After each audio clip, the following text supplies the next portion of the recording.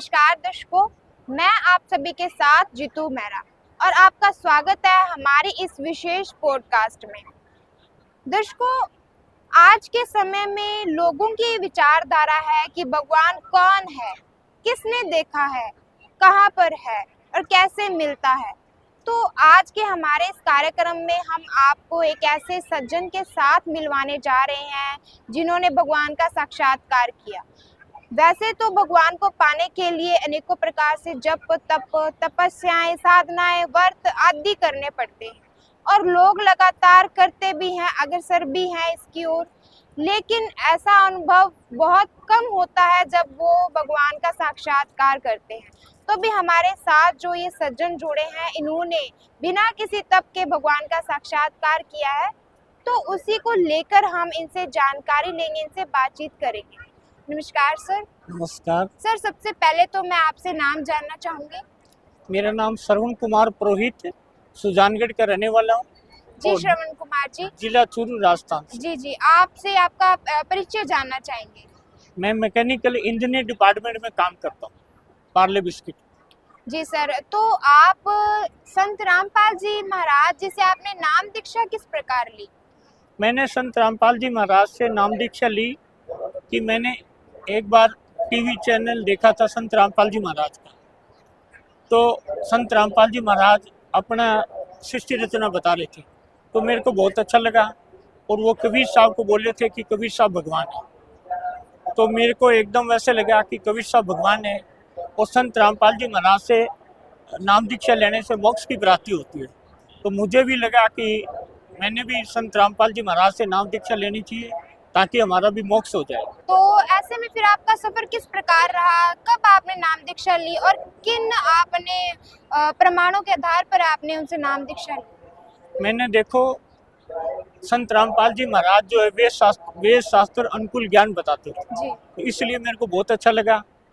और दूसरी बात है कि जब मैंने इनका देखा तो अच्छा लगा, तो मुझे भी प्रेरणा हुई कि मैं भी भगवान की प्राप्ति करूं और मुझे भी एक सच्चा गुरु मिले और मोक्ष की प्राप्ति हुई।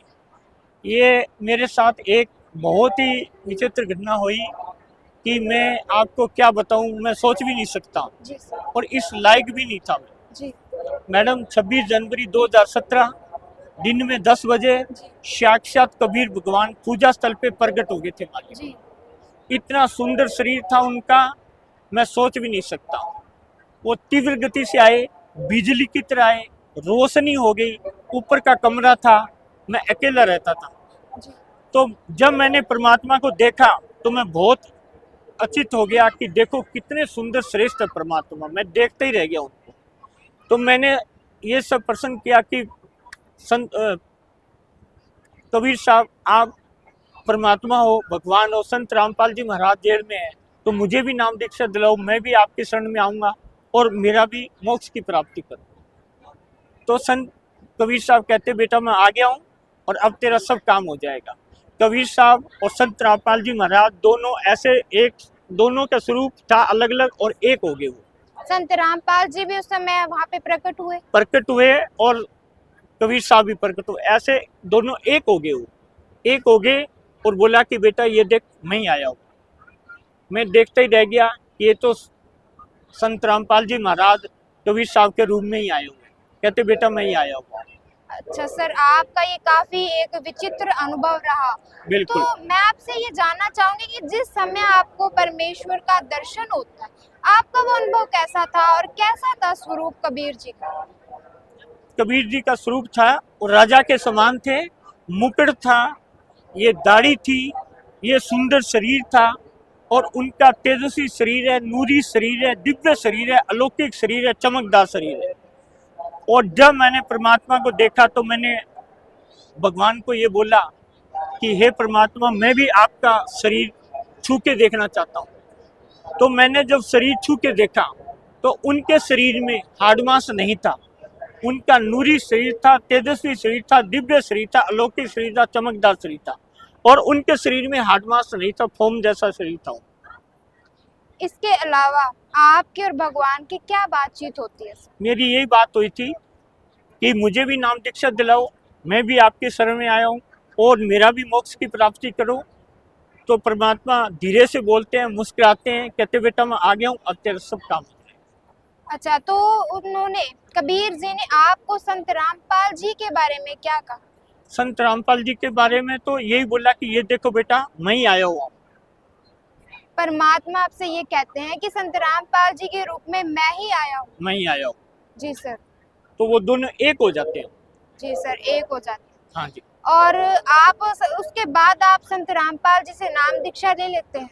हाँ जी, उसके बाद में मैंने 27 फरवरी 2017 को अलवर डिस्ट्रिक्ट से नामदान केंद्र पे नाम दीक्षा लिया। वो भी कबीर साहब मेरे को स्वयं साथ में जाके और मेरे को नाम दीक्षा दिला के लेके आए हमारे। जी सर, आपके साथ गए कबीर? साथ थे कबीर साहब, मेरे साथ थे उसके। अच्छा सर, तो फिर उसके बाद जब आप नाम ले लेते हैं, उसके बाद भी आपको कुछ अनुभव हुआ क्या? किस प्रकार का अनुभव था आपका? उसके बाद में कोई लाभ प्राप्त हुए आपको? मेरे को बहुत लाभ प्राप्त हुआ। पहले मेरी शारीरिक स्थिति खराब थी, आर्थिक भी खराब थी। उसके बाद में नाम दीक्षा लेने के बाद में मैं अच्छी तरह स्वस्थ भी हो गया और मेरा जो भी कष्ट था वो दूर हो गया और मैं परमात्मा की भक्ति करने लग गया। मेरे को बहुत अच्छा लगा कि मुझे मालिक मिल गया है और मैं अब जो है संत रामपाल जी सतगुरुदेव ने मुझे नाम दीक्षा दी है, मुझे बहुत खुशी हुई और उनके दी हुई नाम दीक्षा से और मैंने भक्ति की और भक्ति करने के बाद में मेरे को बहुत लाभ हुआ। सर, मैं आपसे ये जानना चाहूंगी कि संत रामपाल जी से जुड़ने से पहले आप किस तरह से भक्ति करते थे? मैं इन देवी देवताओं की भक्ति करता था, ब्रह्मा विष्णु महेश हनुमान जी गणेश जी, इनकी भक्ति करता था। लेकिन उससे मेरे को न तो कोई लाभ हो रहे थे और न ही मेरी कोई आर्थिक स्थिति सुधर रही थी और मेरी शारीरिक कष्ट भी बहुत ज़्यादा हो रहा था। मैं सब जगह जाके आया था, लेकिन कोई कहता है कि आपके पितृ दोष है, कोई कहता है कि आप अच्छी वो नहीं है, मतलब हर तरीके से करते थे हैं, लेकिन मेरे को कहीं से भी आराम नहीं मिला। तो क्या उस भक्ति साधना से आपको श्री विष्णु जी, श्री ब्रह्मा जी, इनके दर्शन नहीं हुए? नहीं, उस टाइम उनके किसी के दर्शन नहीं हुए। अच्छा सर, आप जब संत रामपाल जी से नाम दीक्षा ले लेते हैं, तो क्या आपको उसके बाद में कबीर जी का साक्षात्कार हुआ? देखो, मैंने जब नाम दीक्षा ली उसके बाद में 4 महीने के बाद में सतनाम मिलता है, तो मैंने हिसार जाना पड़ता है, हाजिर लगानी पड़ती है। मैंने वो हाजिर नहीं लगाई और मैं हिसार नहीं गया और मेरे 4 महीने पूरे हो गए। मैंने नामदान केंद्र पे बात किया, मैं क्या मेरे सर 4 महीने पूरे हो गए, अब मेरे को सतनाम कब मिलेगा? तो उन्होंने बोला कि आप हिसार गए, आपने 4 हाजिर लगाई। मैंने बोला मैं तो हिसार नहीं गया, हाजिर नहीं लगाई। तो बोला आपको हिसार जाना था, हाजिर लगानी थी। तो मैं क्या, मेरे को तो इतना पता नहीं था कहाँ जाना है। बोला आप हिसार जाओ, हिसार की टिकट होनी चाहिए, उस दिन की डेट होनी चाहिए और हिसार आप रेलवे स्टेशन पे या वहाँ पे दंडोत प्रणाम करके आओ और उस दिन की जिस दिन की हाजिरी होती है उस दिन आपको जाना है। मैं क्या सर, मैंने तो 4 महीने पूरे कर लिए, अब और 4 महीने करने पड़ेंगे। बोला नहीं, आपकी मिलनी और पेशी 2 दिन की एक साथ हो जाती है, 2 वो हो जाएगी और 2 आपको हाजिर लगानी पड़ेगी।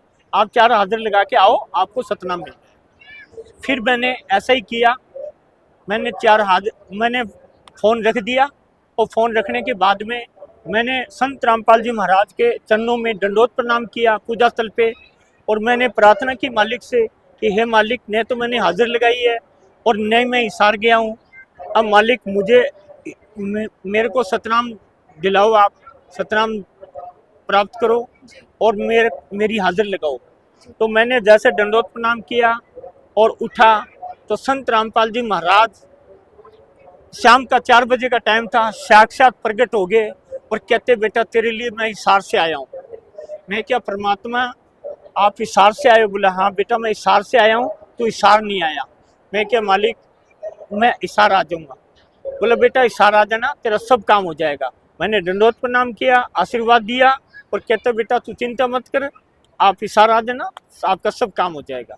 और जब अंतर ध्यान हुए तब भी यही बोले थे कि आपके लिए मैं हिसार जा रहा हूँ। अच्छा सर, इसी बीच में अब आपको संत रामपाल जी दर्शन देते हैं, हाँ पहले आपको कबीर जी ने दर्शन हाँ दिए। जी। तो ये दोनों जब भी आपके साथ घटनाएं होती हैं, हाँ जी। तो क्या ये स्वप्न की घटनाएं थी या वास्तविक थी? वास्तविक घटना है। शाम का 4 बजे का टाइम था, शाम का 4 बजे का, और मैं कोई सोया हुआ नहीं था, ऐसे कैसे था, कमरे में था मैं, और ऊपर का मकान था, अकेला था, और तब मेरी संत रामपाल जी महाराज से दर्शन हुए, मेरे को बात हुई। जी सर, बहुत ही अद्भुत घटना आपके साथ हुई है, बहुत अद्भुत आपका ये जो अनुभव रहा है। हाँ। तो दर्शकों, अभी आपने देखा किस प्रकार से इन श्रवण कुमार जी को भगवान का साक्षात्कार हुआ, इनको कैसे मिले, कैसा उनका स्वरूप था।